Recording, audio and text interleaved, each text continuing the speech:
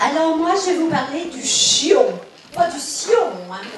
C'est pas pareil, le chion. Avant, il y avait le chion.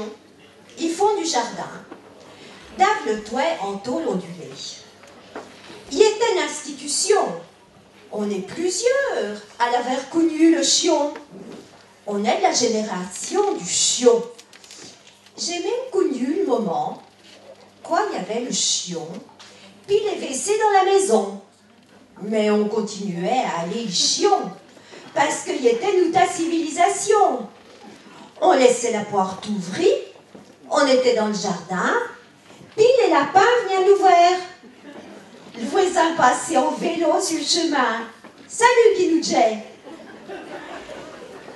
Les pieux pudiques fermaient la porte.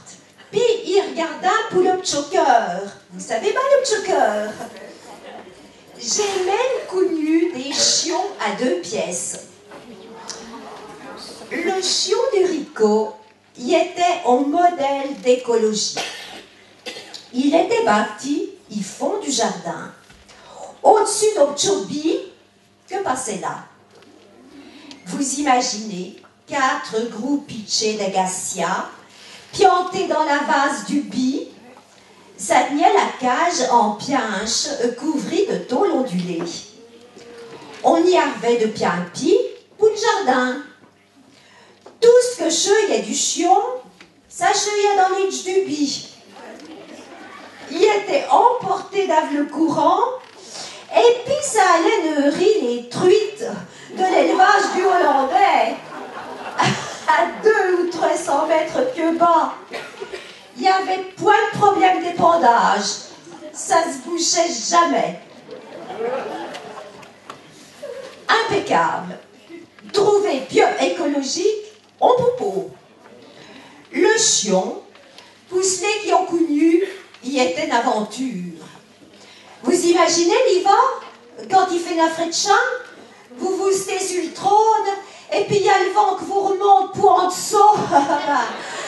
On y reste pas une demi-heure à lire Paris Match, hein.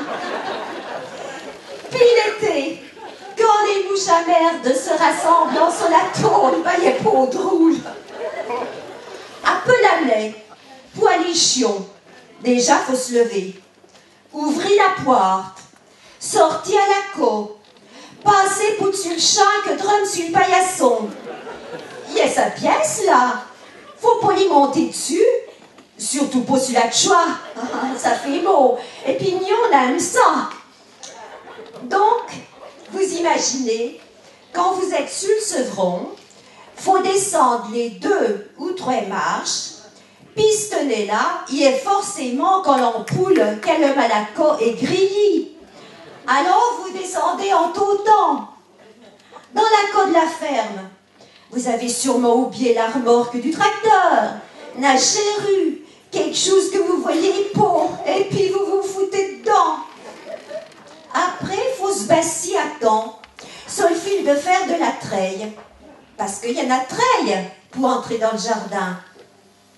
Un peu le fil de fer, vous risquez de le prendre dans la tête, dans le ventre, ou encore pied bord. Si vous arrivez à prendre l'allée du premier coup, attention, ne mettez pas le pied à gauche, sinon vous allez écraser les radis de la mémé, et puis vous allez vous faire engeler. Le lendemain matin, quand elle va reconnaître la trace de vos pantoufles, si vous avez été trop adrette, vous allez mettre le pied dans le trou d'évacuation de l'évier. Un peu, vous allez vous remplir les pantoufles dans les macaronis ou les carottes d'amidi. Si jamais vous preniez l'allée immochant du premier coup, il ben le diable, si dans le temps tout le pépé ou la mémène en pot, ou bien au brisselon ou au rez-de-chaud, vous mettez le pied dessus, un peu là, plof, ça vous remonte dans les choses de la vie, oh là là. Un peu quand ça presse. Vous vous imaginez, la pile entre les dents, pour vous stez pieux vite sur le trône? Il y avait ben pas de chambre, mais il y a au pis-aller, si j'ose dire. Oui, parce que ça fait du bruit, quand même. Surtout au début. Après, quand il est bien meublé, ça va mieux. Puis il faut surtout pas échapper le couvercle en porcelaine, où sa fille, on de ses bazars, elle peut vous révouiller toute la maison.